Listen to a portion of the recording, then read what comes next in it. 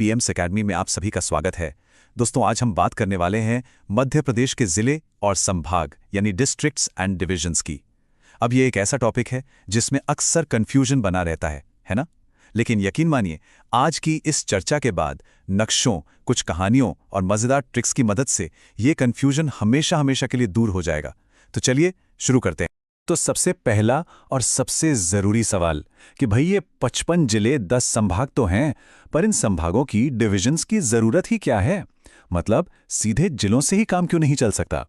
देखिए, किसी भी स्ट्रक्चर को समझने का सबसे अच्छा तरीका होता है उसके क्यों को पकड़ना। तो चलिए पहले इसी क्यों का जवाब ढूंढते हैं।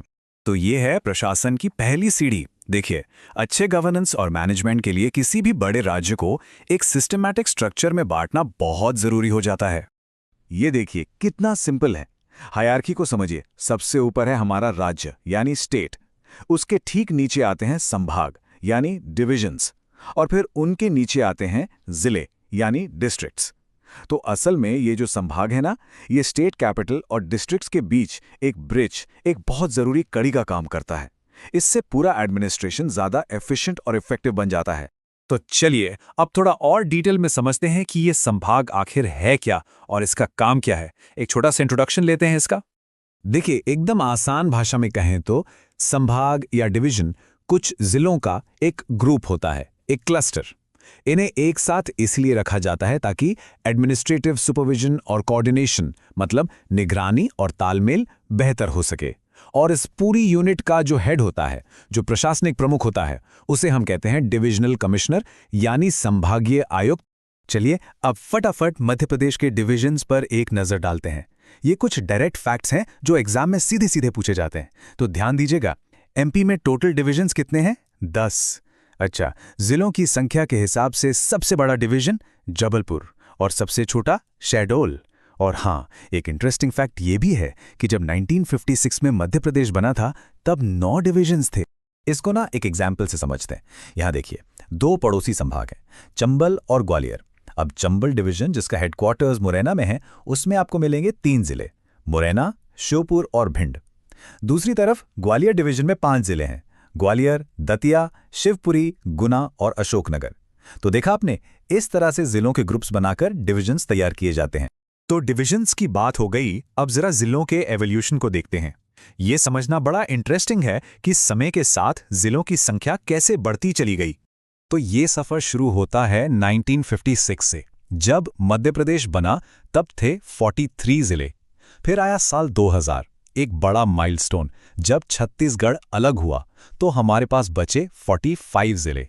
और उसके बाद से ये संख्या लगातार बढ़ी और आज 2023 के बाद हम 55 जिलों पर पहुंच चुके। हाँ, अब मन में एक सवाल जरूर आता होगा कि सर, ये नए जिले बनते ही क्यों हैं? देखिए, इसका एक ही सीधा सा जवाब है, बेहतर प्रशासन, बेटर एडमिनिस्ट्रेशन। सोचिए, जब कोई इलाका बहुत बड़ा होता है तो वहां सरकारी योजनाओं को पहुंचाना, डेवलपमेंट पर फोकस करना सब मुश्किल हो जाता है। तो जब जिले छोटे हो जाते हैं तो एडमिनिस्ट्रेटिव कन्वीनियंस बढ़ जाती है और डेवलपमेंट पर फोकस करना आसान हो जाता है। और ये जो नए जिले बनते हैं ना, इनके पीछे कुछ इंपॉर्टेंट कमिटीज का हाथ होता है। इनका नाम एग्जाम के लिए बहुत जरूरी है, याद रखिएगा। जैसे BR दवे कमेटी, 1998 में इनकी सिफारिश पर 10 जिले बने। फिर उसी साल सिंहदेव कमेटी की सिफारिश पर 6 और जिले बने। और फिर 2003 में बोस कमेटी की सिफारिश पर 3 नए जिले बनाए गए। ये नाम और साल दोनों ही इंपॉर्टेंट है। चलिए अब आते हैं हमारे सबसे फेवरेट सेक्शन पर, जिसका सबको इंतजार रहता है, MPPSC गोल्ड फैक्ट्स। ये एक तरह का रैपिड फायर राउंड है उन फैक्ट्स का जो एग्जाम में बार बार पूछे जाते हैं। तैयार हैं? ओके, पहला फैक्ट, एरिया के हिसाब से मध्य प्रदेश का सबसे बड़ा जिला कौन सा है? ये है शिवपुरी। और हाँ, इस फैक्ट को अपडेट कर लीजिए।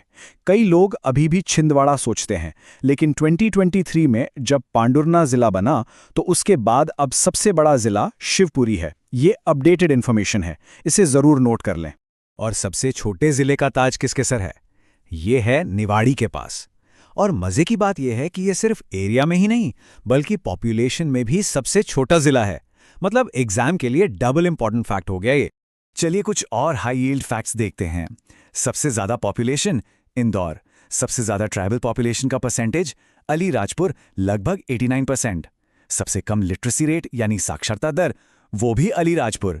और वो कौन सा जिला है जो अफ्रीकन चीतास के लिए फेमस है? बिल्कुल सही, श्योपुर, जहां पालपुर कूनो नेशनल पार्क है। चलो अब जरा ज्योग्राफी की बात करते हैं, बॉर्डर्स की बात करते हैं। देखिए, सीमाओं से जुड़े सवालों को रटने का कोई फायदा नहीं। इन्हें याद रखने का सबसे अच्छा तरीका है नक्शे को समझना। मैप सेंस इज की। तो हमारे मध्य प्रदेश में कुल 55 जिले हैं, राइट? अब इनमें से 37 ऐसे हैं जो बॉर्डर डिस्ट्रिक्ट्स हैं, मतलब इनकी सीमा किसी न किसी दूसरे राज्य से लगती है। और बाकी बचे 18 जिले वो हैं लैंडलॉक्ड, मतलब वो चारों तरफ से एमपी के ही दूसरे जिलों से घिरे हैं, किसी और राज्य को टच नहीं करते। अब ये नंबर इसे दिमाग में बैठा लीजिए, 6। मध्य प्रदेश में 6 जिले ऐसे हैं जो एक नहीं बल्कि 2-2 राज्यों की सीमा को छूते हैं। कौन कौन से? मुरैना, शिवपुरी, झाबुआ, अलीराजपुर, बालाघाट और सिंगरौली। ये एग्जाम वालों का फेवरेट क्वेश्चन है, मान के चलिए। जैसे यहां झाबुआ को देखिए, ये राजस्थान को भी टच करता है और गुजरात को भी।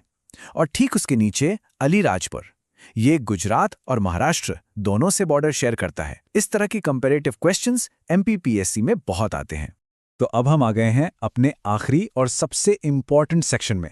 ये समझिए कि ये वो गोल्डन ट्रिक्स हैं, वो मास्टर की है जो एग्जाम में आपकी बहुत मदद करने वाली हैं। यहाँ हम कुछ मेमोरी ट्रिक्स देखेंगे और एग्जाम पॉइंट ऑफ व्यू से सब कुछ समराइज करेंगे। ये देखिए, एक मजेदार ट्रिक ग्वालियर डिवीजन के 5 जिलों को याद रखने के लिए। बस एक लाइन याद रखनी है, ग्वालियर के शिव अशोक गुना दतिया गए। बस इसमें आ गए सारे नाम। शिव से शिवपुरी, अशोक से अशोकनगर, गुना, दतिया और ग्वालियर तो है ही। हो गए ना 5 नाम याद? और ये है आपकी फाइनल रिवीजन चेकलिस्ट। एग्जाम से पहले इन 5 थीम्स को तो घोट के पी जाना है। पहला, 2023 में बने लेटेस्ट जिले मऊगंज, पांढुर्णा, मैहर।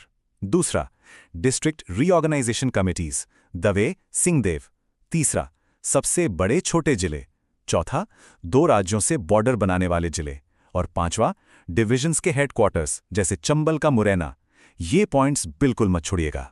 और हां, जो लोग मेंस की तैयारी कर रहे हैं उनके लिए एक बोनस टिप। अगर किसी जिले पर 3 मार्कर आता है तो बस ये 3 पॉइंट्स लिख दीजिए, पूरे नंबर मिलेंगे। पहला, वो कब और किस जिले से अलग होकर बना। दूसरा, वो किस डिवीजन में आता है। और तीसरा, उसका कोई एक यूनिक ज्योग्राफिकल या कल्चरल फैक्ट। तो इस पूरी चर्चा के बाद एक सवाल खुद से पूछिए, क्या अब मध्य प्रदेश का नक्शा आंखों के सामने आता है तो किसी भी जिले को उसके सही डिवीजन में रख सकते हैं? मुझे पूरी उम्मीद है कि अब जवाब हाँ ही होगा, क्योंकि अब फैक्ट्स, कॉन्सेप्ट्स और मैप तीनों चीजें एकदम क्रिस्टल क्लियर हैं।